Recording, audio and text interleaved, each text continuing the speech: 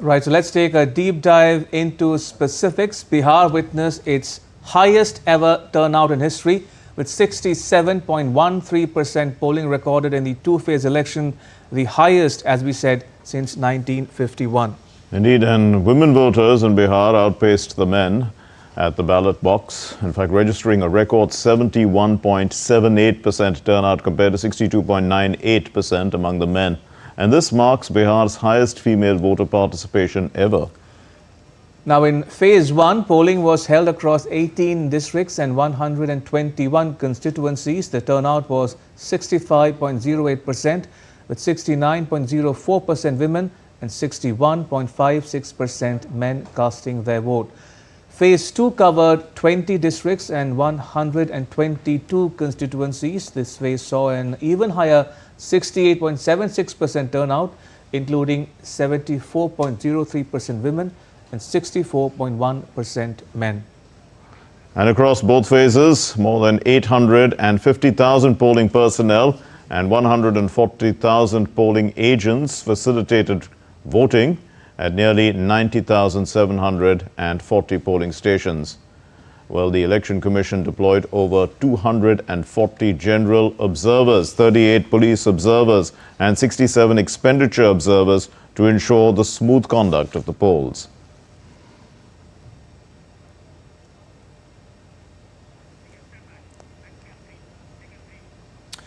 Now, a whole host of issues ranging from development and jobs to identity dominated the consciousness of the state's 74 million voters. Indeed, and let's look at DD India correspondent Gautam Roy's report from Patna. Patna has the buzz of a state capital on the brink of a tantalizing election result on Friday. Bihar's 74 million voters have come out in unprecedented numbers in the two phases of polling to deliver a 67.13% turnout, almost 10% higher than the 2020 state polls.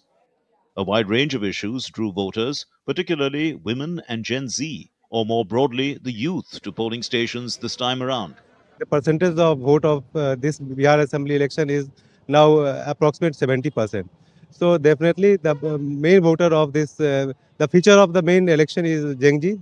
Development, infrastructure, the unemployment here, the poverty here, everything is here. Almost everything is in the concern of the people here, but not in the eyes of the government.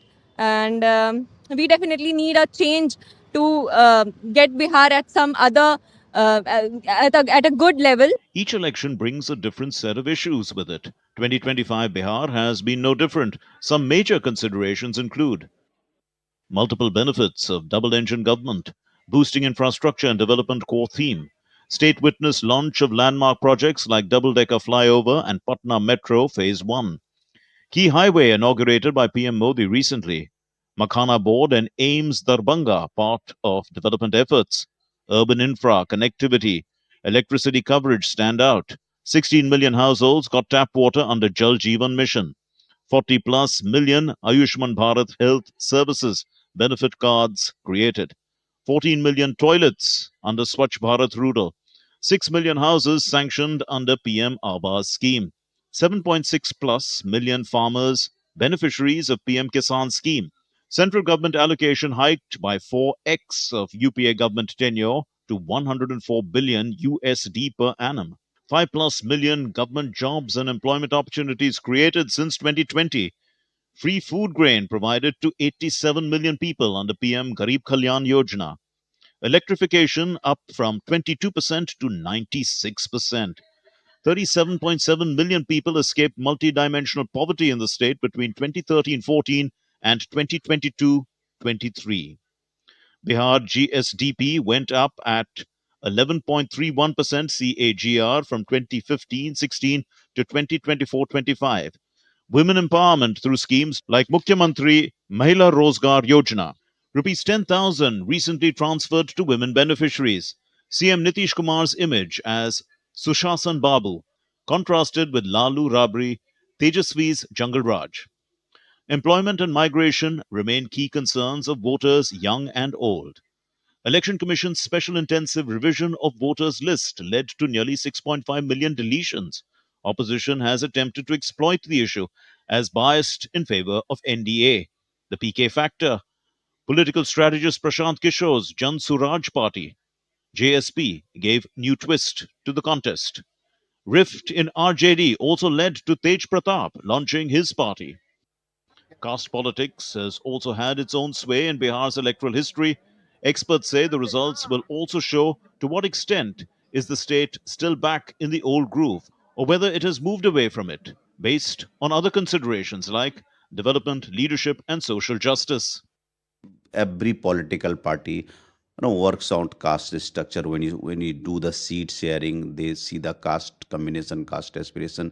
That's why Chirag Paswan, Upendra Kushwaha were very important factor this time, because when they came back to NDA fold, NDA started with arithmetic advantage of 5% votes as against the Mahagathbandhan.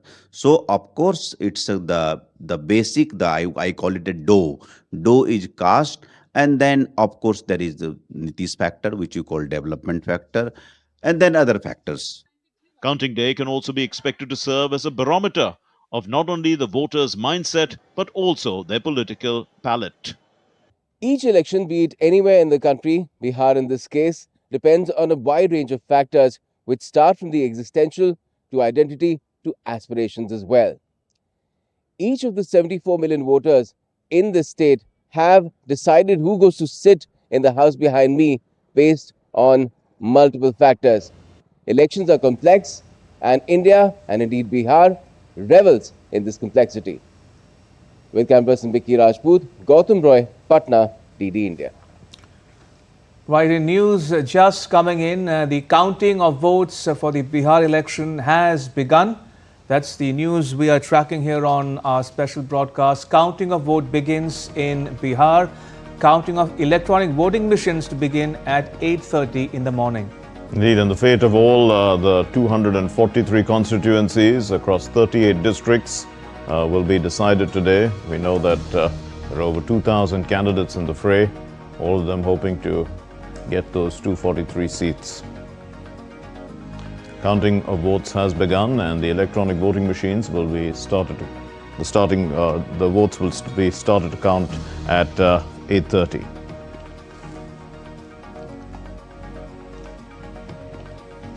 Right, so if you're just joining us, we are getting to you the latest news coming to us from Bihar, where counting of votes has begun, and the EVMs will be counted starting at 8:30 in the morning. That's news coming in from Bihar. Indeed, I think in the beginning they start with the postal ballots, so those will be counted first.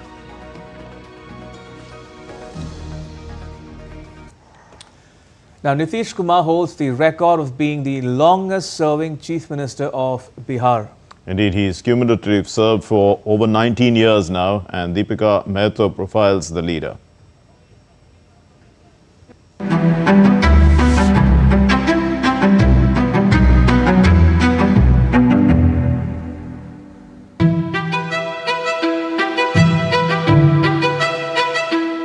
With the successful conclusion of Bihar Assembly polling 2025, November the 14th will now decide the fate of Bihar's Assembly. Interestingly, Nitish Kumar holds the record as the longest-serving Chief Minister of Bihar and cumulatively serving for over 18 years. Bihar has seen a wave of development as well over the years. But let's now listen into the people of Bihar on what they think about Nitish's government and whether he would be able to continue his record-winning streak as the Chief Minister of Bihar. उनका सरकार जो है बढ़िया है, India की सरकार बढ़िया, इस बार भी वही जीतने वाला है, फुल बहुमत के साथ जीतेगा। विकास किए हैं, रोड बिजली हर चीज़ दी है। अभी तक तो बहुत अच्छी रही है, और जहाँ तक बात की जाए डेवलप की, बहुत ज़्यादा डेवलप हुआ है, महिलाओं के क्षेत्र में खास करके डेवलप हुआ है। 18 साल को तो नहीं पता, बट लास्ट का जो 5 ईयर रहा, जब बीजेपी से अलायंस हुआ है, तब से शायद बिहार में कुछ अच्छा दिखा जा रहा है। बहुत अच्छा रहे हैं, सबको रोजगार मिल रहा है, और आगे भी उम्मीद है कि युवाओं को मौका मिलेगा और भी सुख सुविधाएं लोगों को मिलेगी। Despite not contesting in assembly polls, Nitish still has a very strong hold on Bihar's governance and seems to have a deep-rooted faith in the people of the state. However, the counting day will now decide whether this time as well Nitish Kumar succeeds in winning the confidence of the voters or not. Nitish Kumar has been the longest serving Chief Minister of Bihar, and now the counting day will decide yet again the fate of Bihar Assembly. But the people here have mixed reviews. However, more of them really appreciate the kind of development Bihar has witnessed over the years. Now, come the 14th of November, we will get to see who will be the next Chief Minister of Bihar. With camera person Manmohan, this is Deepika reporting for DD India from Patna, Bihar. And Abhishek Mahajan, our colleague, is standing by. He's going to break down the Bihar state map for us. Let's go across to Abhishek. In fact, we are getting in touch with Abhishek right now. Abhishek is going to be presenting for us a breakdown of the state, the main constituencies, the key contestants, what's expected from those. As you know, the results and trends start coming in, he will give us, the breakdown. He will put it into context because he will show it on the map in terms of the touch screen. In fact, we are not able to contact Abhishek as yet. We are getting that link established. But in the meantime, we have Deepika is joining us from Bihar, as well as Gautam, our correspondents on the ground, who will be getting us, the expectations of the people as the counting begins. Also, as the trends come in, and we have Chaksu Roy with us in the studio, expert on legislative affairs from PRS Legislate. Thanks very much, Mr. Roy, for being with us. Let me first start with you, Mr. Roy. You can put this into context, then we'll go to our correspondents. We've had a record voter turnout this time around. What does that imply in your vast experience? I think rather than comment politically on what a record voter turnout implies, I think to me, as somebody who watches legislatures very closely, a record voter turnout is an absolutely fantastic news for democracy, for the kind of interest that people are taking in the formation of the Legislative Assembly, in the interest that they are taking in choosing their elected representatives. We have seen in the past wherein for a variety of reasons, sometimes people were scared. So for example, news reports have pointed out that there was good polling even in areas which were earlier impacted by left-wing extremism. Right. So the fact that there's been a record voter turnout, I think it's a great thing. I think it will represent the hopes and aspirations of people, and people will be able to get a say in who gets to govern the state for the next 5 years.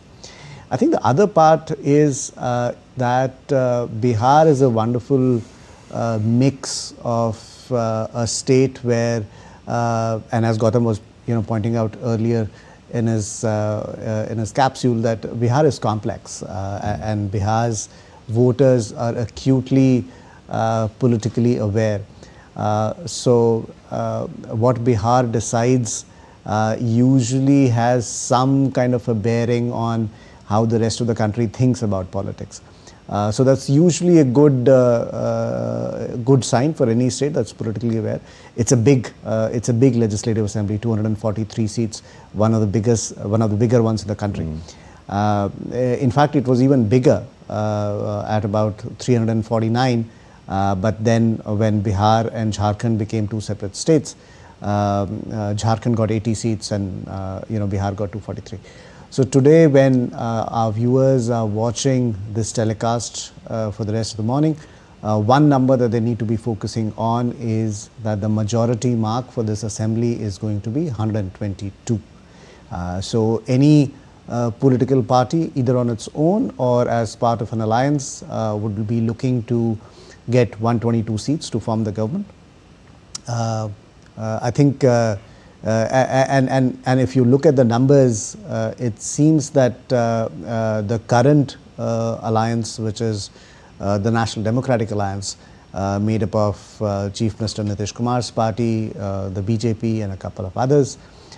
They have repeated a number of their candidates. So I think 50% of the candidates that they had in the last legislative assembly, or candidates that they had fielded who had lost, they're repeating that. So that's going to be an interesting thing to watch out for. The RJD is one party which is contesting, I think, 140 plus seats on its own. No other party is contesting that many seats. So that's another interesting thing to watch out for. And finally, at the beginning of your program, you had mentioned as to the record turnout for women voters. And I think that is another interesting and crucial thing that all of us would be looking out for, as to what does that mean for the results in Bihar. Right, so if you're just joining us, the news coming in from Bihar is the counting of votes has begun. Let's go across to our colleagues on the ground covering the elections and counting day for us. To you first, Deepika, tell us more.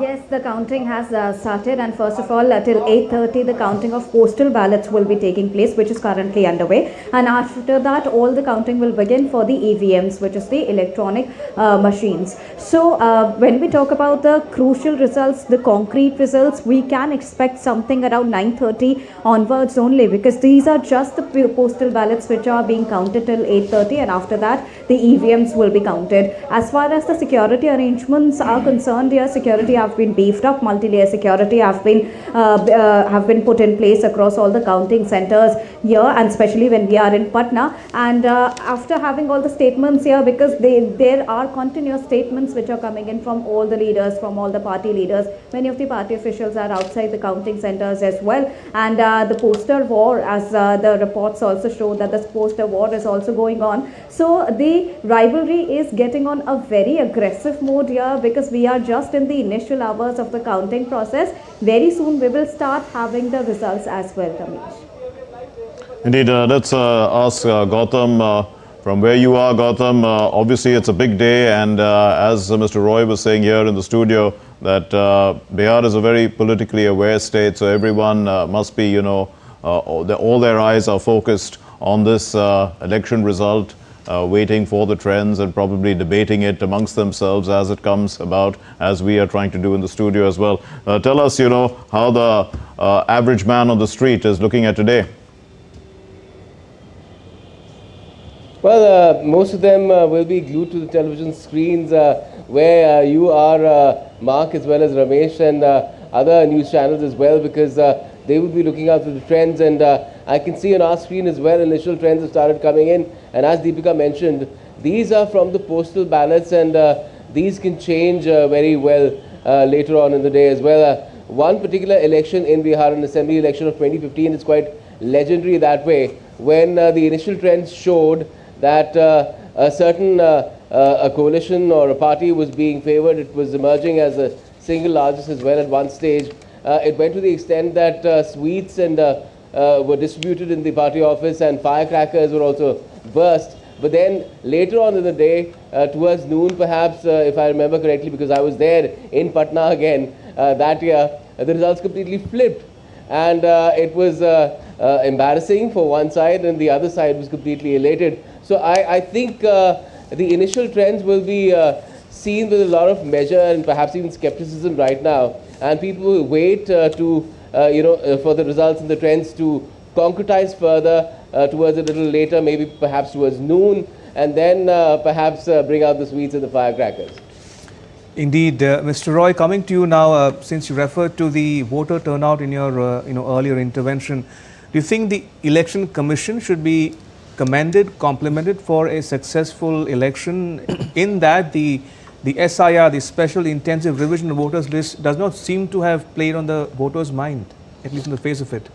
Ramesh, I think elections in India, no matter whether you take national elections or state elections, are a mammoth exercise. Indeed. When you were rattling off statistics as to what is the kind of personnel that is required to be deployed to conduct elections in one state, I think the fact that we are able to do that with with nobody complaining about the fact that their franchise, they were not able to exercise that franchise. It's a commendable feat. Right. Many other democracies deal with much smaller numbers. Right? The numbers that we deal with and the time frame it has to be done in is, I think, of no small measure. And Election Commission has always been at the forefront of ensuring that voters are able to exercise their franchise.